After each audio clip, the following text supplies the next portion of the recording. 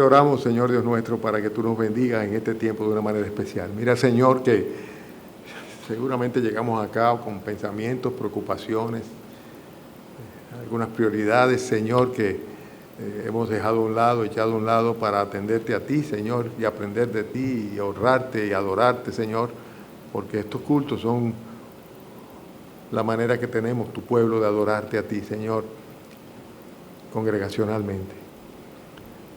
Y rogamos ahora, Señor, que tú permitas que nuestra mente y nuestro corazón pueda estar apto por la obra de tu Santo Espíritu para que entendamos, Señor, y nos apropiemos de estas enseñanzas de una manera permanente. Bendice, Señor, la exposición, pero bendice sobre todo la recepción, la receptividad y la recepción, Señor, que tenga este estudio, esta palabra de esta mañana. Gracias por cada rostro que podemos ver aquí, cada hermano que tú has traído, cada visitante que nos acompaña. Danos a cada uno conforme a nuestras necesidades, Señor. Y ayúdanos, Padre, en el nombre de Cristo Jesús. Amén. Pueden sentarse, hermanos. Vamos a buscar Colosenses capítulo 3. La semana pasada, ¿tengo micrófono? Sí, se me escucha. La semana pasada vimos la primera parte del mensaje que vamos a concluir hoy, del sermón que vamos a concluir hoy. Está basado en Colosenses capítulo 3. Voy a leer el capítulo completo, que es un capítulo muy corto, para entonces, a partir de donde nos quedamos, pues continuar adelante. ¿Lo tienen ya? Colosenses capítulo 3. Sí, pues, hay un sí condicional aquí, ¿verdad? Sí, pues, habéis resucitado con Cristo, buscad las cosas de arriba, donde está Cristo sentado a la diestra de Dios. Poned la mira en las cosas de arriba, no en las de la tierra, porque habéis muerto y vuestra vida está escondida con Cristo en Dios. Cuando Cristo, vuestra vida, se manifieste, entonces vosotros también seréis manifestados con Él en gloria. Haced morir, pues, lo terrenal en vosotros: fornicación, impureza, pasiones desordenadas, malos deseos, avaricia, que es idolatría. Cosas por las cuales la ira de Dios viene sobre los hijos de desobediencia, en las cuales vosotros también anduvisteis en otro tiempo cuando vivíais en ella. Pero ahora dejad también todos vosotros todas estas cosas: ira, enojo, malicia, blasfemia, palabras deshonestas de nuestras bocas. No mintáis los unos a los otros, habiéndoos despojado del viejo hombre con sus hechos, y revestido del nuevo, el cual conforme a la imagen del que lo creó se va renovando hasta el conocimiento pleno, donde no hay griego ni judío, circuncisión ni incircuncisión, bárbaro ni escita, siervo ni libre, sino que Cristo es el todo y en todos. Vestíos pues como escogidos de Dios, santos y amados, de entrañable misericordia, de benignidad, de humildad, de mansedumbre, de paciencia, soportándoos unos a otros y perdonándoos unos a otros si alguno tuviera queja contra otro. De la manera que Cristo os perdonó, así también hacedlo vosotros. Y sobre todas estas cosas, vestíos de amor, que es el vínculo perfecto. Y la paz de Dios gobierne en vuestros corazones, a la que asimismo fuisteis llamados en un solo cuerpo, y sed agradecidos. La palabra de Cristo more en abundancia en vosotros, enseñándoos y exhortándoos unos a otros en toda sabiduría, cantando con gracia en vuestros corazones al Señor con salmos e himnos y cánticos espirituales. Y todo lo que hacéis, sea de palabra o de hecho, hacedlo todo en el nombre del Señor Jesús, dando gracias a Dios Padre por medio de Él. Bendito sea el Señor y bendita sea su palabra. Qué preciosidad de texto el que tenemos nosotros delante de nosotros.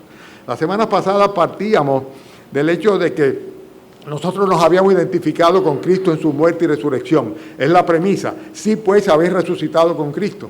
Previamente de eso habíamos visto cómo pues, sencillamente habíamos sido sepultados juntamente con Cristo el día que nosotros nos identificamos con Él por la fe, muriendo para un viejo hombre y siendo renacidos o resucitados para vivir una vida nueva en Cristo. De eso se trataba el tema.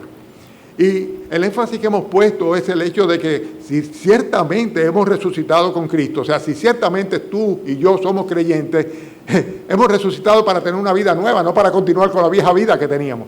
Y si hemos resucitado en el Señor Jesucristo, el estándar de vida que Dios espera de nosotros, el tipo de vida, la forma como debemos de vivir, lo que debe ser el fruto de nuestro andar por el mundo en el tiempo que el Señor nos deje aquí, debe ser mucho más elevado, un estándar mucho más elevado que el que tiene el hombre común allá en la calle. Por eso he titulado el mensaje Un estándar de vida elevado. ¿Y en qué consiste este estándar de vida elevado? Lo vemos nosotros desde el versículo 5. En primer lugar dice que debemos hacer morir, ¿qué cosa? Los pecados de la carne. Versículo 5 dice, haced pues morir lo terrenal en vosotros. Todo aquello que viene en nuestra naturaleza, o sea, que son cosas pecaminosas y que son comunes en el hombre, pues sencillamente nosotros debemos hacer que vayan falleciendo, ¿verdad? Desapareciendo de nuestras vidas. Debemos irlas asesinando, si cabe la palabra, o matándolas. Hacer pues morir las cosas terrenales en vosotros. Y pone una lista. Estuvimos analizando la semana pasada esta lista. Habla de los pecados que son propios de nuestra carne. Y ahí habla de impureza, pasiones desordenadas, fornicación, malos deseos, avaricia, etcétera, etcétera. Y advierte que la ira de Dios viene sobre este mundo por causa del pecado, de la concupiscencia que está en los corazones de los hombres naturales.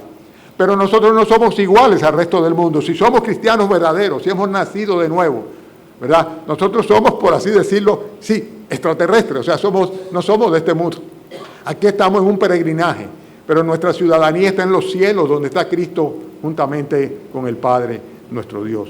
El hecho es que vemos muy claramente que menciona aquí las obras de la carne, pero también menciona otro tipo de pecado. Habla de pecado, en el versículo 8 dice, pero dejad también vosotros todas estas cosas. Y menciona aquellos pecados que tienen que ver con el ser interior, con el espíritu del hombre. Y habla de ira, enojo, malicia, blasfemia, palabras deshonestas. Dice, la mentira la menciona en el versículo 9. ¿Y qué dice luego del versículo 9? Dice, no mintáis los unos a los otros. Dice, habiéndoos, ¿qué dice? Despojado, o sea, sencillamente quitándonos el viejo hombre, despojándonos del viejo hombre. Y en este contexto es que habla de un nuevo vestido, porque en el versículo 10 dice, habiéndonos despojado del viejo hombre con sus hechos, dice, y revestido del nuevo conforme a la imagen del que lo creó, o sea, de nuestro Dios, de nuestro Señor Jesucristo, ¿verdad? Dice, se va renovando hasta el conocimiento pleno. Entonces, hay una serie de argumentos por los cuales nosotros tenemos que dejar las cosas que eran parte de nuestra vida pasada. Recuérdense, señores, ¿de qué estamos hablando? Una persona nace en estado natural, pecador por naturaleza, en camino hacia la condenación eterna por causa de su propio pecado, su propia concupiscencia. Eso es común a todos los hombres, por cuanto todos los hombres han pecado, y por eso todos están destituidos de la gloria de Dios. Cada uno de nosotros, pues por naturaleza, vamos en camino de perdición, y las pasiones pecaminosas que habitan en nuestros miembros son las que predominan en nuestro ser. Pero llega un día en el cual, por la gracia del Señor, nos concede entender y aplicar ese entendimiento en fe, que el Señor Jesucristo vino al mundo para salvar lo que se había perdido, para salvarnos a nosotros. Y para esto pagó por nuestras culpas, para eso Él nos sustituyó, para eso Él fue a una cruz, para eso Él derramó su sangre, para que nosotros no tengamos que morir eternamente. Él tomó nuestro pecado y pagó por nuestro pecado. Y aquel que no conoció pecado por nosotros, aquel que no pecó por sí mismo, por nosotros aceptó, se hizo pecado. Y la justicia de Dios que condena al pecador a la muerte eterna y a la condenación eterna se cumplió en Él. Cristo es nuestro Redentor, nos sustituyó, nos salvó, nos redime de la culpa del pecado. Y consecuentemente, a partir de ese momento, nuestra vida no sigue siendo igual, porque no estamos en la misma condición delante de Dios. Ya no somos enemigos de Dios, pecadores, ajenos de la gracia, sino que por el contrario hemos sido recibidos como hijos de Dios, como parte de su familia, de su pueblo, y todo gracias a nuestro Señor Jesucristo. Hemos sepultado a este viejo hombre en ese momento, lo enterramos, decimos, ya yo soy una nueva criatura, he nacido de nuevo, dice, y entonces no podemos quedarnos en eso. No podemos quedarnos en eso, tenemos que revestirnos del nuevo hombre, porque por la misericordia del Señor todo sucede mediante un proceso, la obra del Espíritu Santo en el corazón del hombre, que va renovándonos hasta el entendimiento pleno y hasta que seamos perfeccionados conforme a la imagen de nuestro Señor Jesucristo. Esa es la santificación creciente que viene en un creyente, en un verdadero creyente, no aquel que un día recitó una oración de arrepentimiento, no, sino aquel que de verdad entregó su vida a Cristo, fue perdonado y fue redimido. el cual nunca se escapará de los brazos del Señor, porque el Señor lo dijo muy claro: mis ovejas oyen mi voz, yo las conozco, me siguen, tienen vida eterna. Dice, y no hay forma de que puedan separarse de mí, ni ser arrebatadas de mi mano. El creyente es creyente una vez y para siempre, pero tiene que empeñarse en hacer morir lo terrenal en él. Toda esta serie de pecados que simplemente tienden a aflorar, y el diablo lo sabe, y por eso pone las tentaciones delante de nosotros. Pero no se queda ahí. El mensaje de hoy es la segunda parte, lo que tiene que ver no solamente con dejar estas cosas que pertenecen al viejo hombre, despojados del viejo hombre. No solamente a eso se refiere, sino sobre todo al revestimiento nuevo que tenemos que ser, un revestimiento de Cristo, que se corresponde con su imagen. Si somos cristianos, debemos ser Cristos pequeños, o Cristos en formación, ¿verdad? En desarrollo, en formación, porque el estándar de vida que Dios tiene para ti es muchísimo más alto que el que tiene para cualquiera en el mundo. Y nosotros tenemos necesariamente que despojarnos, pero no quedarnos en cueros, desnudos, sino ser revestidos. Y este es el énfasis que vamos a hacer en esta mañana. ¿En qué consiste esto? Simplemente lo dice el versículo 12. Dice, vestidos pues, ¿tienen sus Biblias? ¿Me siguen? Vestidos pues, ¿qué dice? Ajá, ahí está el vestido. Vestidos pues como escogidos de Dios. O sea, los que son del Señor,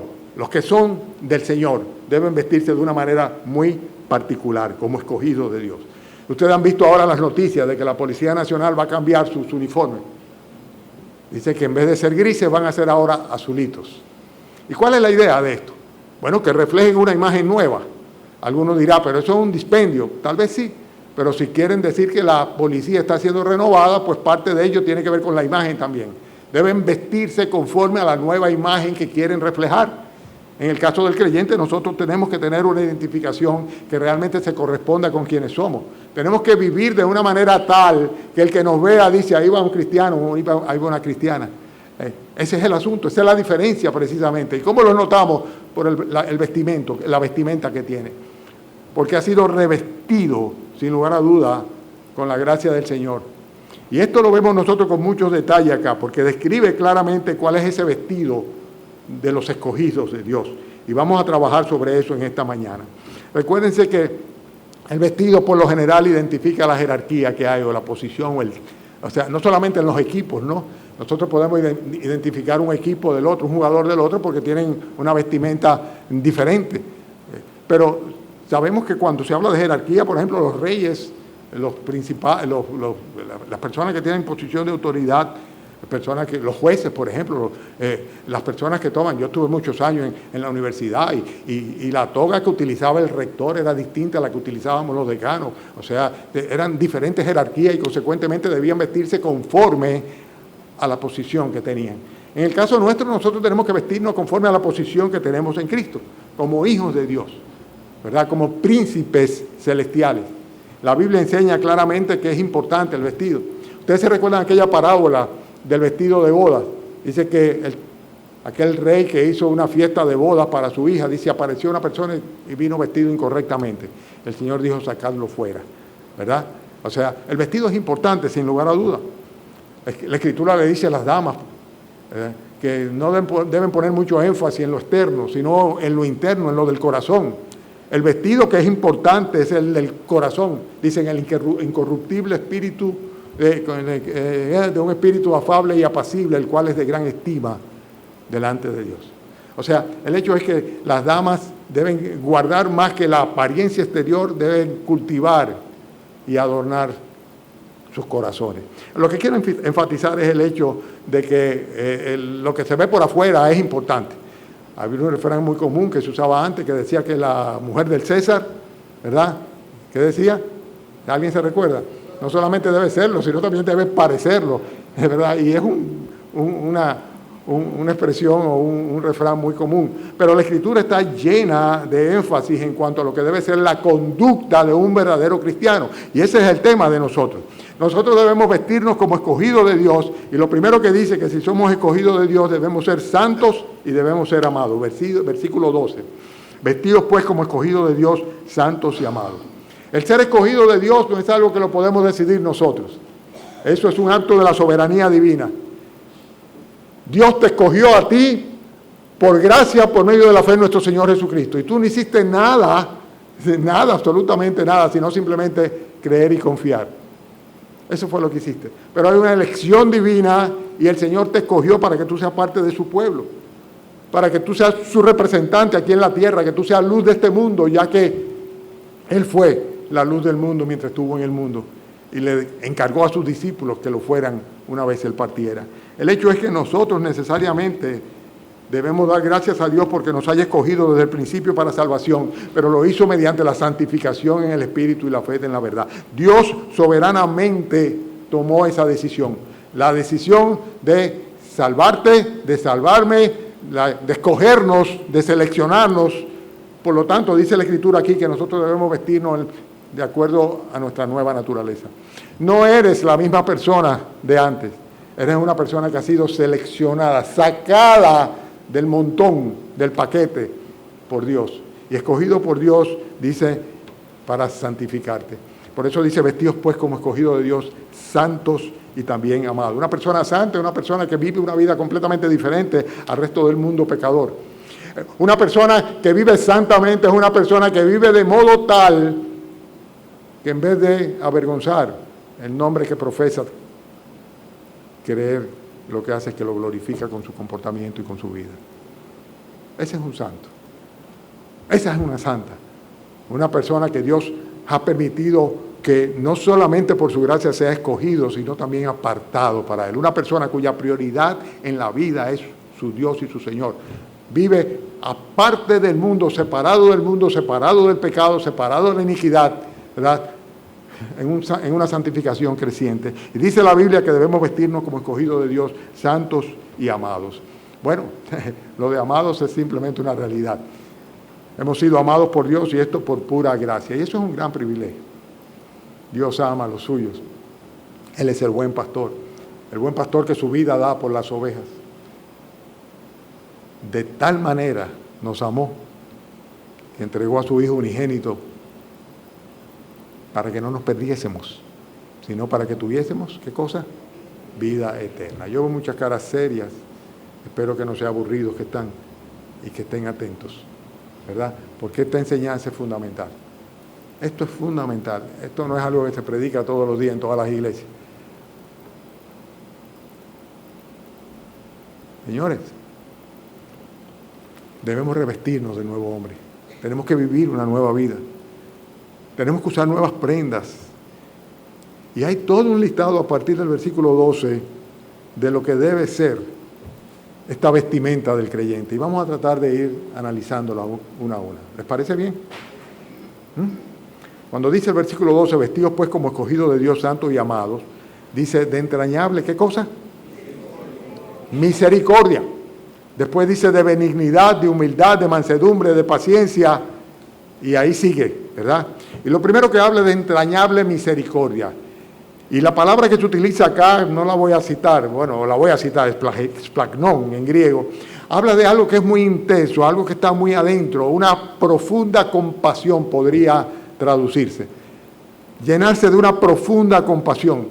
El tipo de compasión que tuvo el Señor Jesucristo cuando vemos en Mateo capítulo 9, versículo 36, que dice que cuando Él vio a las multitudes, tuvo compasión de ellas porque eran como ovejas desamparadas, sin pastor.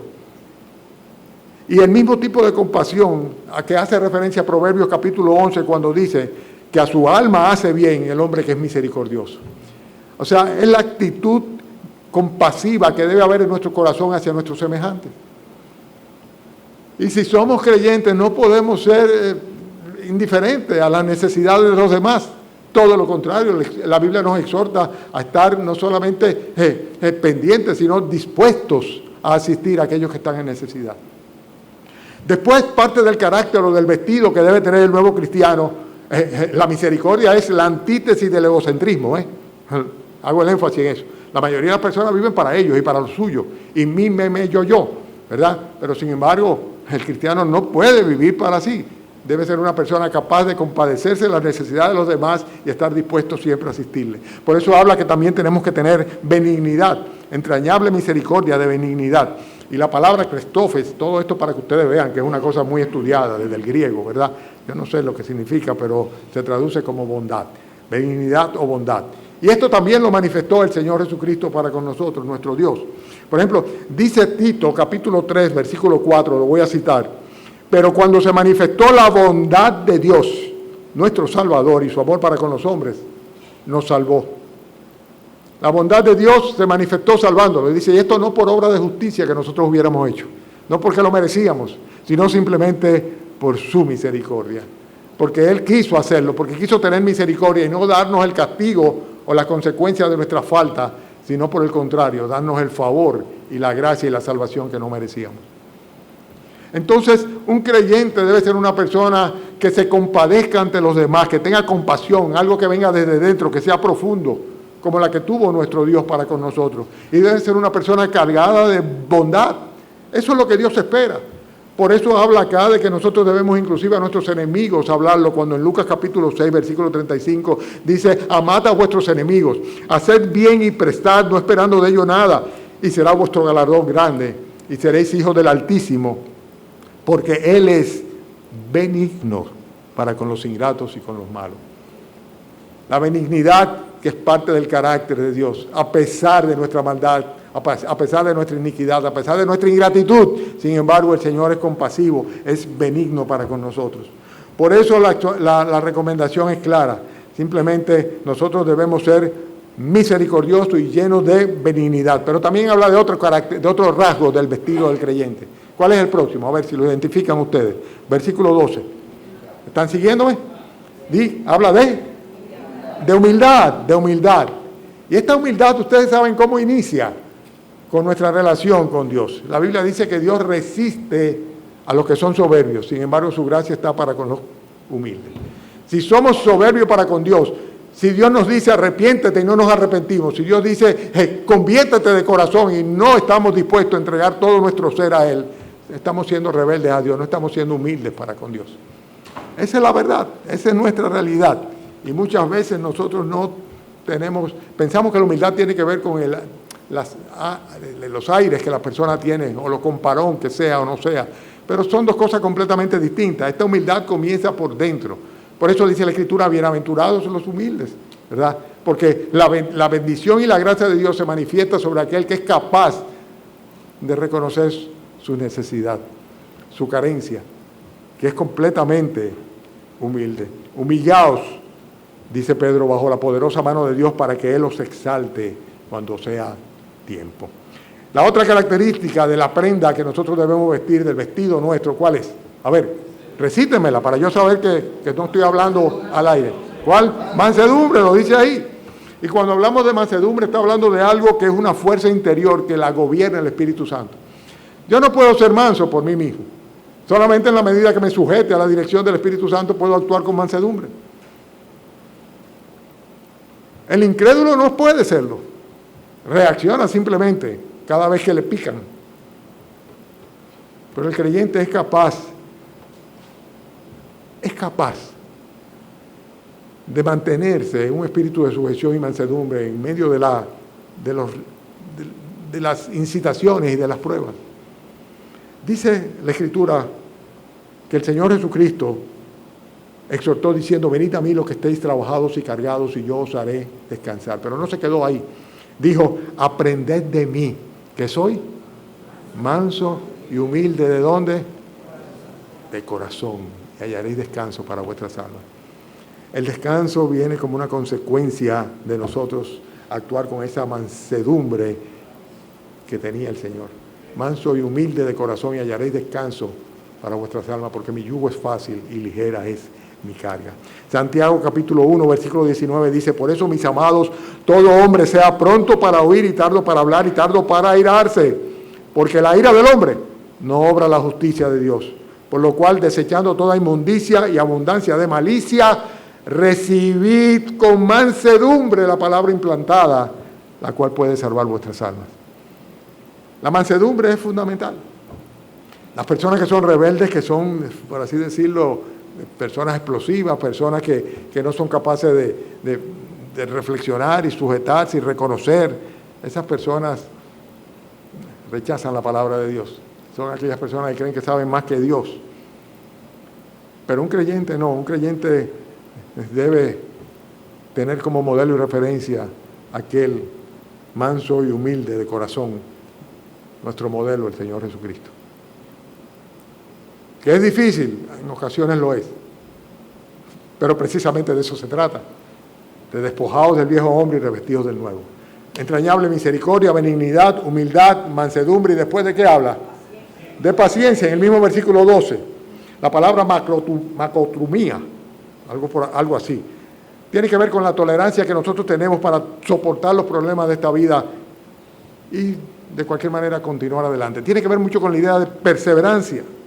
Efesios capítulo 4 dice el apóstol Pablo: yo pues preso en el Señor Jesús os ruego que andéis como es digno de la vocación, oigan bien, como es digno de la vocación con que fuiste llamado, con toda humildad y mansedumbre, soportándoos con paciencia los unos a los otros. Soportándoos con paciencia los unos a los otros en humildad y mansedumbre. Es lo que el apóstol Pablo le recomendaba a los efesios que hicieran. Y nosotros tenemos que hacer igual. La paciencia de nuestro Señor ha sido clave en la vida de cada uno de nosotros, porque la Biblia dice que debemos tener por entendido que la paciencia del Señor es para salvación. Y si Él no hubiera sido paciente con nosotros, nos hubiera fulminado. No hubiera esperanza para nosotros. Pero una vez y otra vez, con lazos de amor nos llamó. Y por eso estamos aquí reunidos invocando su nombre. Damos gracias al Señor por su paciencia, esa longanimidad que debemos tener todos los creyentes, porque debemos ser revestidos de paciencia. Hay personas que dicen, es que yo soy así. Bueno, pues no seas así. Porque la excusa más tonta es esa, decir, es que yo siempre he sido así. Bueno, pues ya, sí pues habéis resucitado con Cristo, buscar las cosas de arriba. Estas son las que vienen por la obra del Espíritu Santo en la vida del creyente. Y enfócate, apunta hacia las cosas de arriba, donde está Cristo sentado a la diestra de Dios. No podemos seguir siendo igual, nuestras vidas tienen necesariamente que reflejar nuestra naturaleza. Y si no puedes, conviértete. Arrepiéntete y conviértete. Porque no haces nada con estar caminando un camino que te conlleva hacia la muerte eterna, creyendo que vas a pasar a la vida eterna. Sé sincero contigo mismo. Seguimos. ¿Cuál otra prenda debe tener en nuestra vestimenta? Entrañable misericordia, benignidad, humildad, mansedumbre, paciencia. Y en el versículo que sigue habla de... Versículo 14, perdón. Mírenlo ahí, porque es como concluye. Porque lo de soportando y perdonando lo vamos a analizar aparte. Porque tiene que ver con la manera como nosotros debemos llevar las prendas, ¿verdad? Pero esto tiene que ver con cuáles son las cosas de las cuales tenemos que revestirnos. Y tenemos que revestirnos de, versículo 14, y sobre todas estas cosas vestidos de amor. Pues es el vínculo perfecto.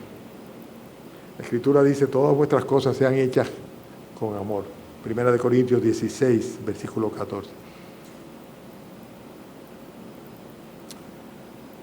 El apóstol Pablo lo dice a los corintios. Dice, si yo entregara mi cuerpo para ser quemado, dice, y no tengo amor, de nada me sirve. Y así va desarrollando cada cosa que pueden ser sacrificios que uno haga. Dice, pero total, nada soy si no tengo amor. Todas nuestras cosas hechas por amor. ¿Cuál debe ser el móvil?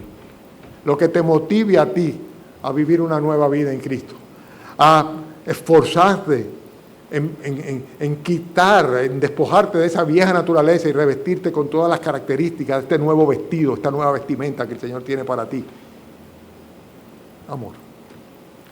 El amor, la gratitud hacia el Señor, que se manifieste en eso, en gratitud. Y lo dice el versículo 15 claramente. Y la paz de Dios gobierna en vuestros corazones, a la que así mismo fuisteis llamados en un solo cuerpo. Y sed, ¿qué dice? Versículo 15. Agradecidos. Otra de las características. O sea que además de benignidad, humildad, mansedumbre, paciencia y amor, tenemos que tener gratitud. Gratitud al Señor. Un creyente verdadero es una persona que nunca se cansará de dar gracias al Señor por el favor que tuvo para con él. Es una persona que no va a perder de vista en ningún momento que era inmerecedor de la gracia del Señor, como cantamos en un himno. Pero que sin embargo el Señor, por su misericordia, por su gran amor con que nos amó, nos salvó, y por gracia somos salvos. Por eso dice la Escritura que todo lo que hagamos, sea de palabra o de hecho, debemos hacerlo todo en el nombre del Señor Jesús, versículo 17, dando gracias a Dios Padre por medio de Él. Hermanos, estamos hablando de la vestimenta del creyente. Son rasgos del carácter del creyente que el Espíritu Santo debe ir forjando en nosotros. Pero les voy a decir una cosa. Propónganselo y oren por eso.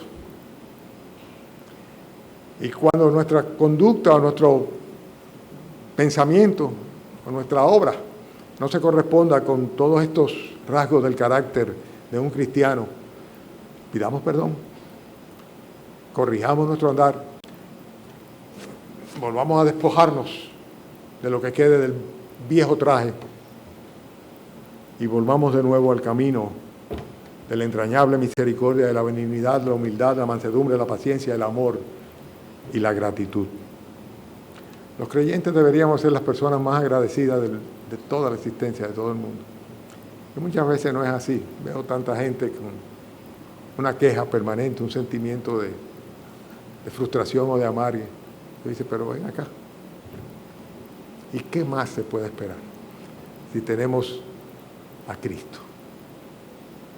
Hermanos, en cuanto a la forma, fíjense que hay un énfasis en el versículo 3. Evidentemente el apóstol Pablo le está escribiendo a una iglesia y todas esas recomendaciones se le está dando de una manera específica a los colosenses, que están siendo bombardeados de cantidad de doctrinas erradas. Está poniendo el énfasis en que nosotros debemos vivir una vida que se corresponda con nuestra nueva naturaleza y que por lo demás, fíjense el énfasis que hay en soportándoos, ¿qué dice? Versículo 13, unos a otros.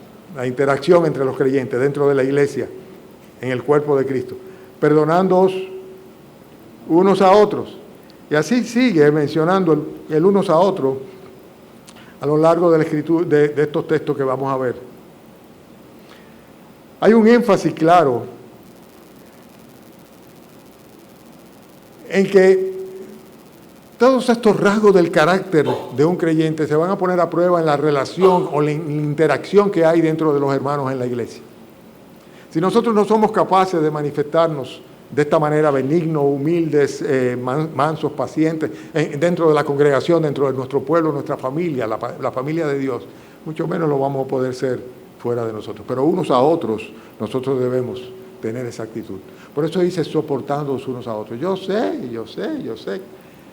El apóstol Pablo decía que había algunos que eran difíciles de soportar y yo sé que aquí es posible que tengamos algunos difíciles de soportar. Bueno,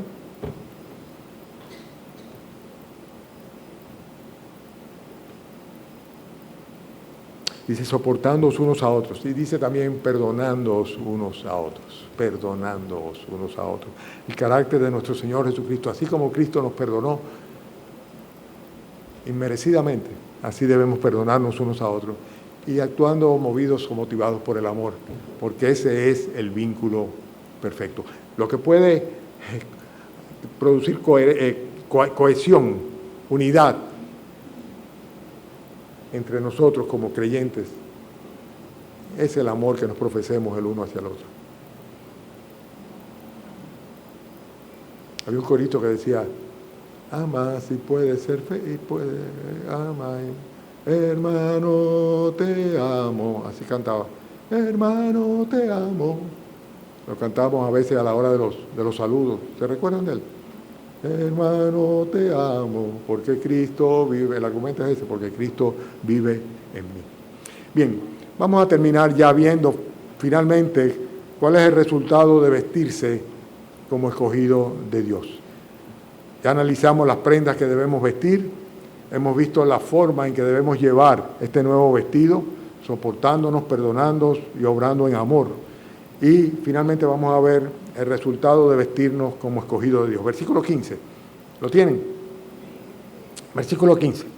Y la paz de Dios gobierne vuestros corazones, a la que asimismo fuisteis llamados en un solo cuerpo, y sed agradecidos. La palabra de Cristo more en abundancia en vosotros, enseñándoos y exhortándoos unos a otros en toda sabiduría, cantando con gracia en vuestros corazones al Señor con salmos e himnos y cánticos espirituales, y todo lo que hacéis, oye, qué paréntesis tan grande, todo, sea de palabra o de hecho, qué grande, ¿verdad? Hacerlo todo en el nombre del Señor Jesús, dando gracias a Dios Padre por medio de Él. El resultado de nosotros despojarnos del viejo hombre, de vestirnos del nuevo hombre creado según Dios en la justicia y la santidad de la verdad, de dejar las cosas del mundo y enfocarnos en las cosas de arriba, va a ser esto que vemos acá. En primer lugar, la paz de Dios va a gobernar en nuestros corazones. ¿No tienes paz en tu corazón? Seguramente has estado con un vestido incorrecto. O todavía no ha nacido Cristo en tu corazón, no te ha dado una nueva vida, no has muerto y resucitado juntamente con Cristo. Porque la paz de Dios parte de la paz para con Dios. Somos enemigos de Dios por nuestro pecado, pero somos reconciliados por Cristo con Dios. La primera cosa es esta. O sea, si nosotros vivimos una vida que se corresponda con nuestra naturaleza y nos vestimos como escogidos de Dios, vamos a tener la paz de Dios. Pero no solamente eso, sino que el versículo 16 me encanta. Cuando dice el versículo 16, la palabra de Cristo more en abundancia en vosotros, enseñándoos y exhortándoos unos a otros en sabiduría. Ahora levantemos las manos de nuevo, no solamente los que somos difíciles de soportar, sino también los que consideremos, no la levanten, pero mentalmente levántenla. Los que consideremos que la palabra de Cristo mora abundantemente en nosotros, que nuestra mente está condicionada por la palabra de Cristo, que ella es la que me exhorta y me amonesta y me guía. Amén. Si levantaste la mano. Ahí no hay fórmula mágica, hay una sola manera. Hay una sola manera. Alimentándonos diariamente de la palabra de Dios. No el domingo en la mañana cuando venimos a la iglesia, sino diariamente para que se convierta realmente en nuestra guía de fe y de práctica diaria. La palabra de Cristo more en abundancia en vosotros, porque ella es la que nos va a exhortar, la que nos va a enseñar, la que nos va a exhortar y enseñar en toda sabiduría, no la sabiduría de este mundo, sino la sabiduría que procede de lo alto, la que es amable, la que es benigna, etcétera, etcétera, etcétera. Hermanos, si nos vestimos como escogidos de Dios, la paz de Dios gobernará nuestros corazones, la palabra de Dios va a gobernar entonces nuestra mente, y va a suceder lo que muchas veces no vemos en algunos creyentes, que anteponen su propio criterio a lo que la Biblia dice, o el consejo de incrédulos profesionales tal vez, antes de lo que la Biblia dice, porque la palabra de Dios no mora en sus corazones y consecuentemente no puede enseñarle qué hacer, ni puede exhortarle en la manera correcta, porque sencillamente son ignorantes de la palabra de Dios. El incrédulo es así. Ahora hubo una tremenda desgracia en San Cristóbal. Esta mañana leía que ya eran 32 los fallecidos. Y hay tantos internos en cuidado intensivo que seguramente, lamentablemente, ese número puede todavía ascender. Es una gran desgracia. Salud Pública, muy sensatamente, ha creado, ha puesto una serie de pequeñas unidades móviles de salud, donde hay psicólogos y psiquiatras, para asistir a aquellas personas que están pasando por ese trauma enorme. Qué bueno, qué bien. Pero jamás van a poder reemplazar la asistencia que da el Señor, la confianza, la paz. Cuando una persona confía plenamente en la soberanía divina y en el amor de Dios. Y consecuentemente las iglesias deberían de tener también un capítulo de consejería y de asistencia y de ayuda para aquellos que han perdido a sus familiares o están pasando por trabajo. Hice contacto con la Iglesia Bautista Cristiana allá en San Cristóbal y lo están haciendo, gracias a Dios. Están asistiendo hasta donde les permiten y pueden, espiritualmente y emocionalmente. Ellos tienen herramientas que no tienen los psiquiatras ni los psicólogos. Tienen la palabra de Dios, la guía del Espíritu Santo, la unción del Espíritu. Si realmente han muerto y resucitado con Cristo. Si realmente el Espíritu de Dios mora en sus corazones y los guía a toda verdad. Hermanos, pero de los resultados de vestirse como escogido de Dios, además de la paz de Dios gobernando nuestros corazones, la palabra de Dios gobernando nuestra mente, está nuestra adoración y alabanza a Dios, que va a ser llena de gracia. Versículo 16. La palabra de Cristo mora en abundancia en vosotros, enseñando y exhortando unos a otros en toda sabiduría. Y luego dice, cantando como cantan los muchachos acá, ¿verdad? Con gracia en vuestros corazones, con salmos, himnos y cánticos espirituales.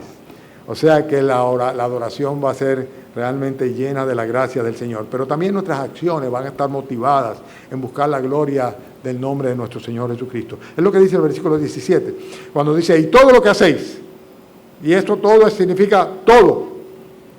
Sea de palabra o de hecho. O sea, lo que digamos y lo que actuemos, realicemos.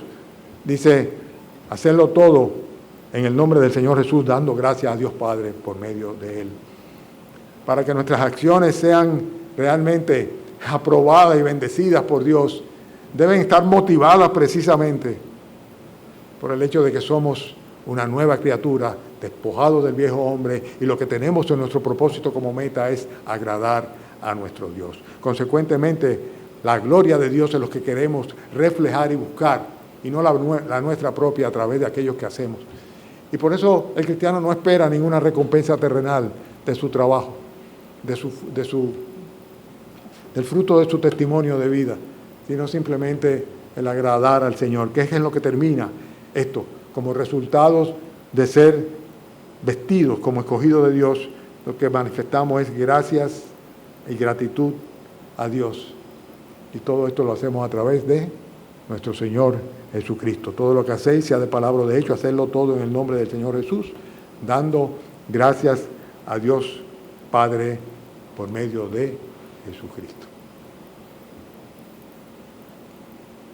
Bueno, podríamos decir que ese es un manual de la moda del creyente, ¿no? Del vestido, ¿cómo se dice? De la vestimenta del creyente. De lo que el creyente nacido de nuevo debe reflejar al mundo también. De lo que deben ser rasgos característicos de su persona. ¿Cómo tú te vistes? ¿Te vistes como un impío, como una impía, como un plebeyo o como un rey, un príncipe del Señor? ¿Cuál es tu vestimenta? ¿Te has puesto a pensar en eso alguna vez? ¿Cómo te ven la gente allá donde tú trabajas? Recientemente mandé un saludo a una persona que trabaja en una institución bancaria con una vecina que me dijo que la conocía. Le dije, pues dile que yo le mando un saludo. Y me dijo, a la Barbie, ay sí, cómo no. Eso fue antes de que viniera esto de la Barbie. Estamos hablando tal vez de esto ahora 6 meses. A la persona que yo mandé a saludar, una persona muy agradable, no, presumo que debe haber sido por bueno, ¿verdad? Con una apariencia bien hermosa. Parece que en el trabajo le llaman la Barbie. La ven como la Barbie. Debe ser lo que refleja, supongo yo. Sin hacer juicio de valor, o sea, seguramente por lo hermosa que se fuera o por lo rosada que estuviera, no sé. Pero el hecho es que reflejaba, ¿verdad?, un carácter que yo, que la conozco, sé que es así, una persona sumamente alegre, sumamente jovial y diligente, etcétera, etcétera. Así fue como yo lo entendí para bien. ¿Y cuando te ven a ti? ¿Cómo te ven? ¿Cómo te reciben? ¿Cómo te vistes?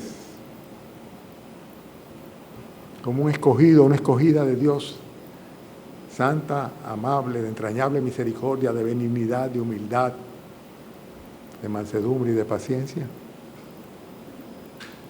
Y aquí en la iglesia, ¿cómo te ven los hermanos?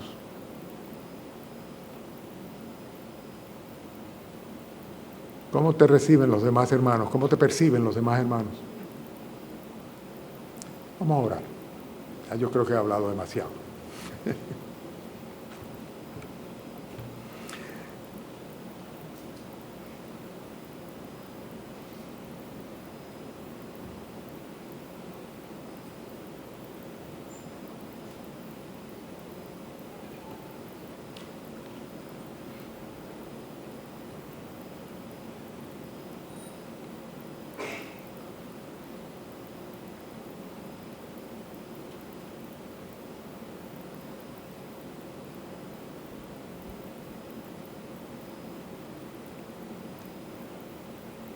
Padre Celestial, tú conoces, Señor, la condición de nuestras almas delante de ti.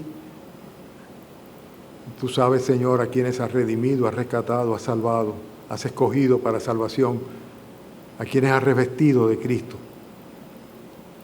Y es posible, Señor, que esta mañana en este templo, en esta casa, alguno todavía no ha resucitado con Cristo. Todavía no tiene una vida nueva en Cristo. Padre, si ese es el caso, apelamos a tu misericordia y a tu gracia, Señor. Dale convicción de pecado y ten misericordia de esa alma, Señor. Sea hombre o mujer, sea niño, joven o adulto. Permite, Señor, que ese viejo hombre desaparezca de su vida y a nosotros, Señor, que profesamos ser tuyos, Señor, ayúdanos, Señor, a mantenernos de una manera permanente, Señor, revestido de este nuevo hombre, para que el testimonio de Cristo en nuestras vidas, Señor, no sea puesto en entredicho, Señor, por los incrédulos. Antes bien, por el contrario, Señor, puedan anhelar, Señor, el vestido que tú nos has dado. Gracias por estas enseñanzas, Señor. Permítenos apropiarnos y retenerlas. Te lo rogamos en el nombre del Señor Jesucristo. Amén.